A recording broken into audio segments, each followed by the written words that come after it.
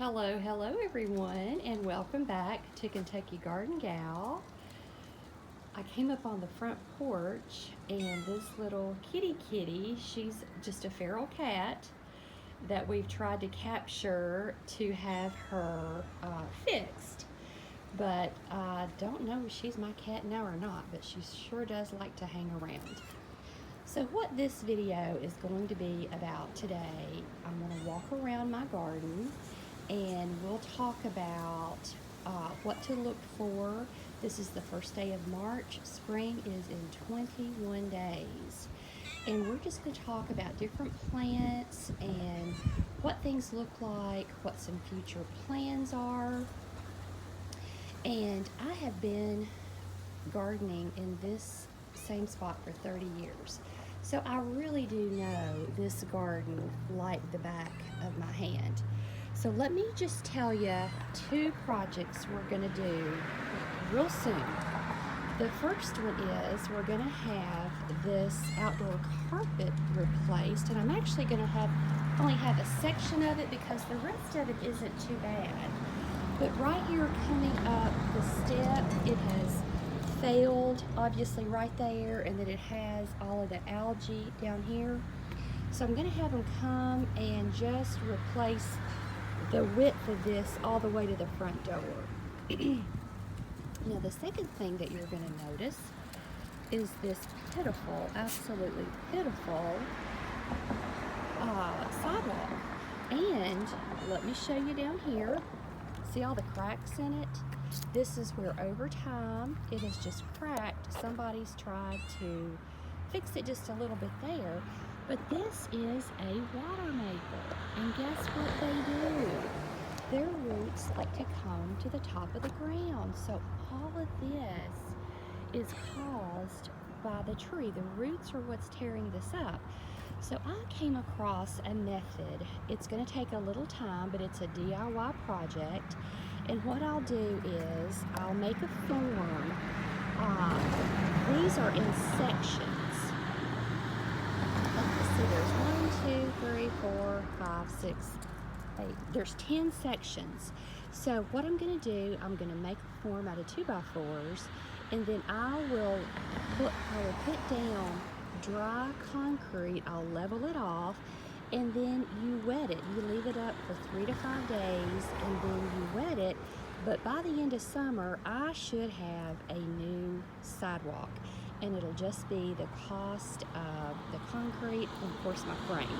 So let's see how all that goes. But we'll start over here.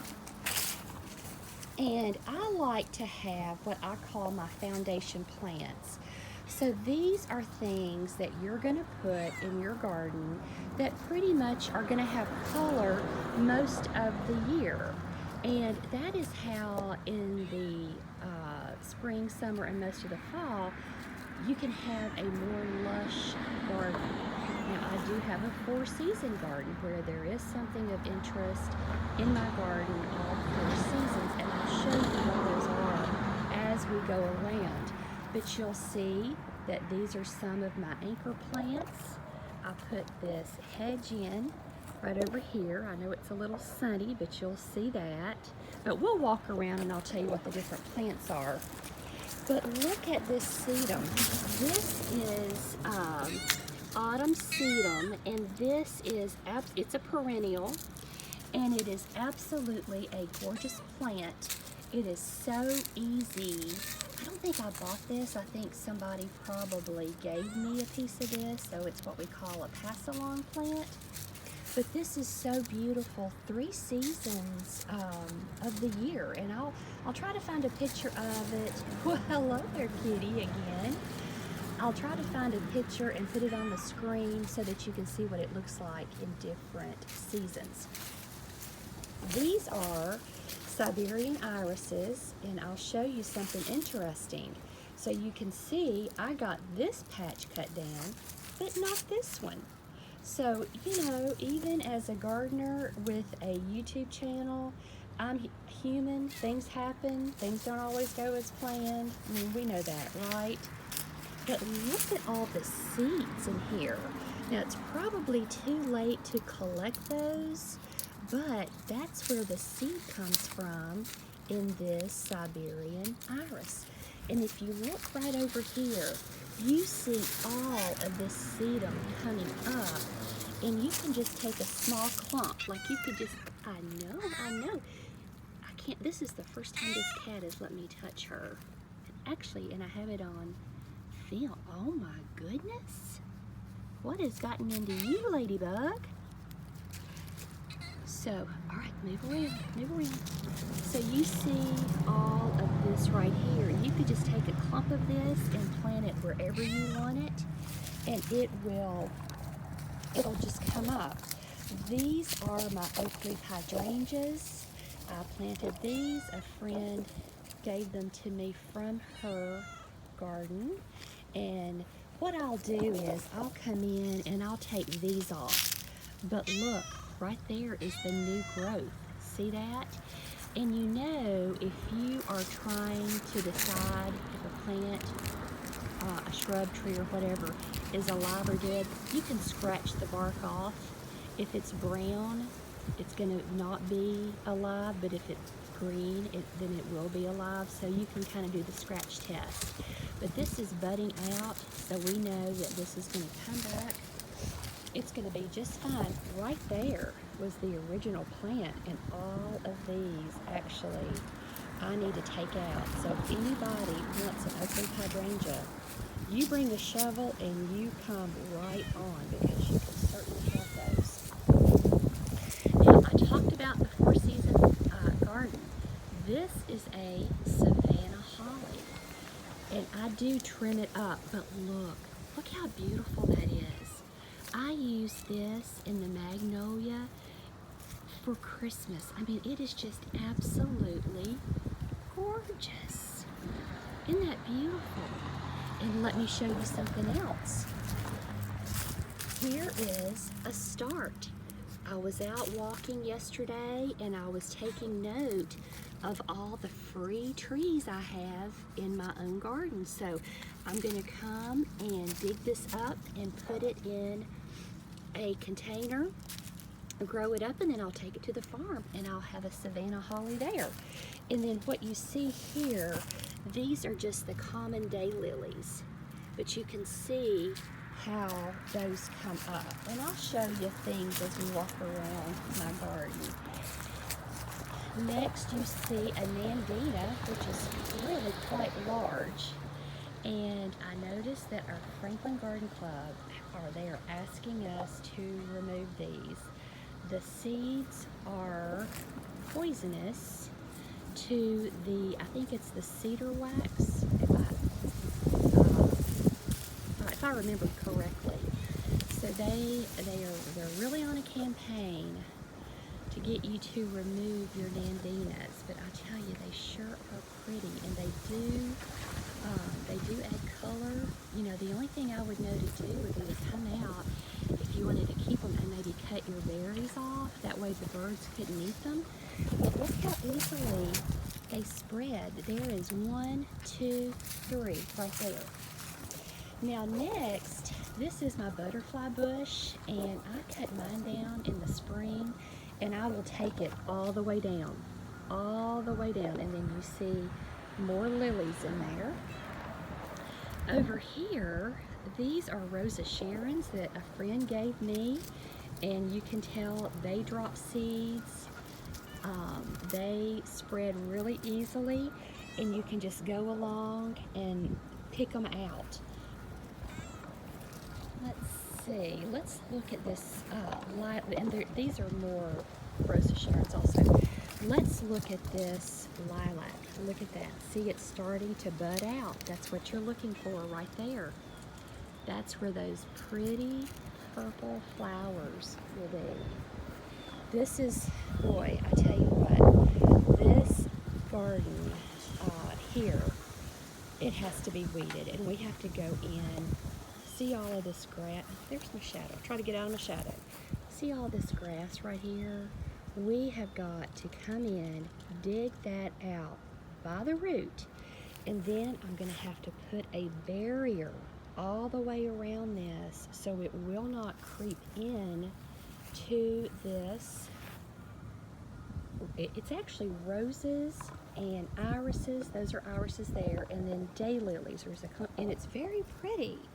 But gosh, this grass has just become such a nuisance. These are the knockout roses, and I'll tell you, one of the things that you might want to take note of, this is the perfect time. It really could have been done anytime in February to come out and use dormant spray on your flowers. Anything that's a perennial, you can use the dormant spray, and it just helps with, it's like an insecticide. So it's a prevention thing. Let's see. This is my David Austin, and I was doing some research, and they recommend that you don't cut on your David Austin roses for the first 3 years. So this will be going into my second year, and I have 3, and they've all done well. This is one. This is another one here. And it looks like maybe it's getting a little bit more sun and it's a little bit happier. But that's what it looks like. This is the Dolly Parton Rose Garden. And of course, everything is dormant now, but it is completely alive. Look at this. It's completely alive, and I did plant a bunch of tulips in here. I do need to come out. Oh, I'm getting super excited. I promise y'all, these were not up yesterday. Look at this. I have got tulips coming up. Oh my stars. I am so excited. I need to get out here tomorrow, if possible. I need to come out, spray it with dormant spray. Look, here's more tulips. Look at this. I can't wait to see these. This is so exciting. This is lavender right here, and this is still alive. It's fine. I need to look at there, more tulips right there. I am really trying to add more color to my front. And this is a clematis. I have 2, one here and one here, and they are alive. That's just how they look. So no worries, everything is alive. I just need to come out. I need to weed it, put dormant spray on it, and then make sure that it gets enough water that you don't want things to dry out even in the winter time. But all of these rose bushes, this is what they look like. This is completely normal. It's not pretty, but that is part of gardening. And when you learn to embrace all seasons and see the beauty, not just in the physical blooms, but in everything, you will enjoy your garden so much more, or at least I know I do. So over here, these are crepe myrtles. I've got 2. This is how they look. And as you can see, I need to get in there and remove the grass. And now is the time to get that done, because you can really get it out by the roots, and you can see where everything is. I planted more tulips in this area right here, and I have a redbud tree that came up volunteer that I'm going to put right there, and I'll show it to you when we go in the back. And it is important that you learn to identify, try not to get my shadow. It is important that you learn to identify trees and even plants when they're seeds, seedlings, when they're coming up, so that you don't dig up anything that is desirable that you want to keep. So let's see. Walking over here, this is another rose. It's not a David Austin, but it's a nice rose. So these are more daylilies in here, another opaque hydrangea. You can see these coming up right here, and now is also the perfect time to put down your mulch. Look, another Savannah holly. I'll come and get that. So now I've got 2 Savannah hollies completely free that I can plant and take to the farm. And look at this. there's the hydrangea. See the new growth right there?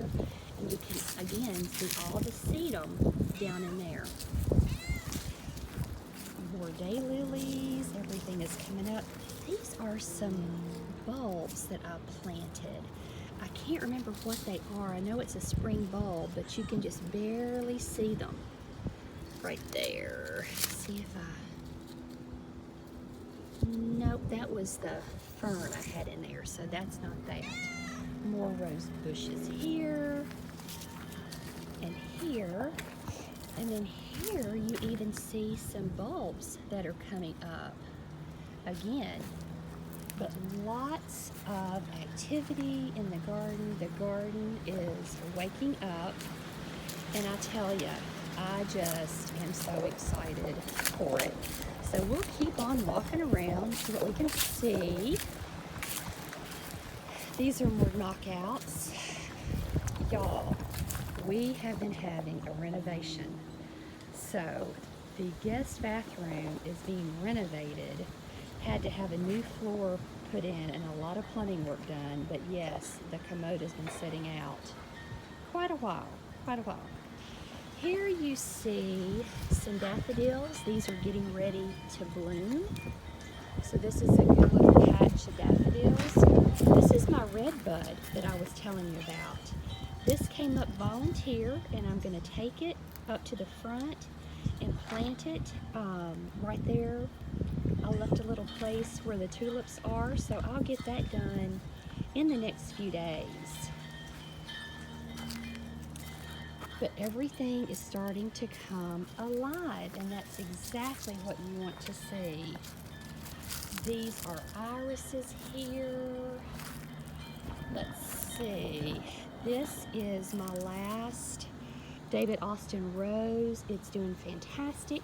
And also, this is a great time to move things. So I had planted 2 rose bushes up front, and they simply are not doing anything because they don't get enough sun. So I'm going to put these here and here in the next couple of days.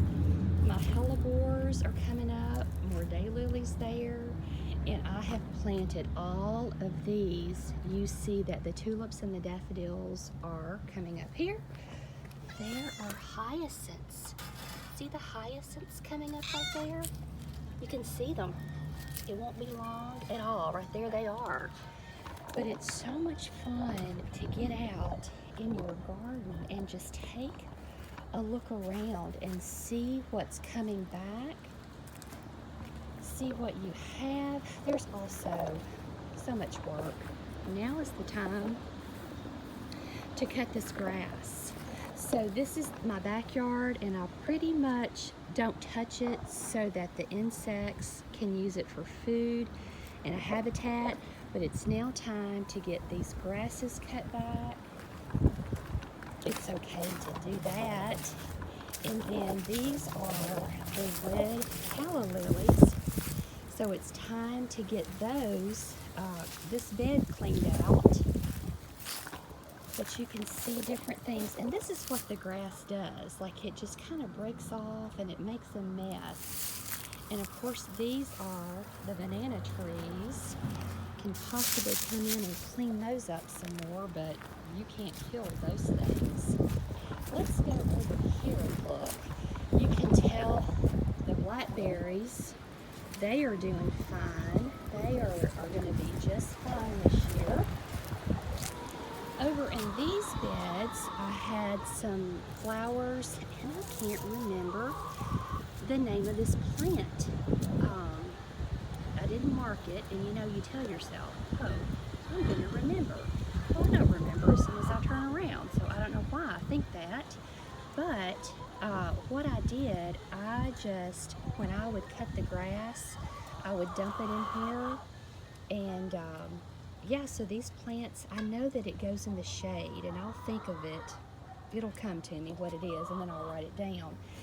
I have direct sown some things in all of these, and I'm not seeing anything. Well, I didn't direct sow you. This is the little mama that you just saw. This was her litter of kitties. So I have direct sewn some things in here, although I don't see anything coming up yet, but that doesn't mean anything. That doesn't mean a thing. That, you know, there's still time.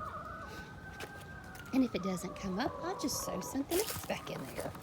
So let's go over and look at this. These are some trees that I got from the Arbor Day Foundation. Look how nice that is. And, you know, they're really so tiny, about the size of this when you get them. And it's nice to be able to put them in something and grow them up just a little bit. That way they have a little bit better chance of surviving and doing well. These are some of the white paper birch. I've got 4, and I am taking these to the farm. They will go by the spring, and I think these are year 4 on these. But all you have to do is just keep things watered, and you won't have any trouble. This is how I do my herbs. So these are chives. We've got tansy in that one. You see it's coming back. There's oregano. These all come back. They do not spread. And then over here, I see that right there, the foxglove is coming back. This is a really pretty ground cover that it's just beautiful in the spring. And I'll get in there. I'll want to get in there and cut this down. And now this is a weed. You always want to know what your weeds are. This is Creeping Charlie. I don't like Creeping Charlie because he really likes to creep into my garden beds. So we will get the Creeping Charlie out of this. But look at all of this. And for the life of me, I can't remember what this is, but look at whatever it is. It's done really well. Look at all the free plants. Just look at that. This was from last year, and it looks like it's coming back.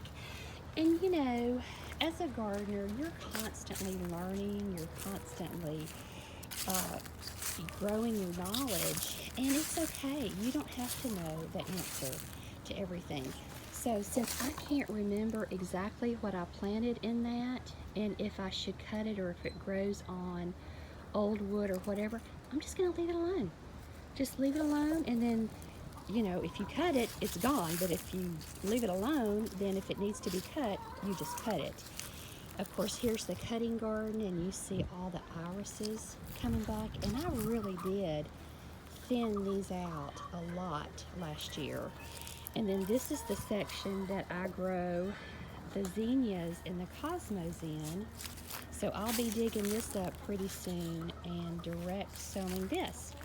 Well, I see that this video has gone on for nearly 23 minutes, and I just appreciate if you are still hanging in there and watching this video.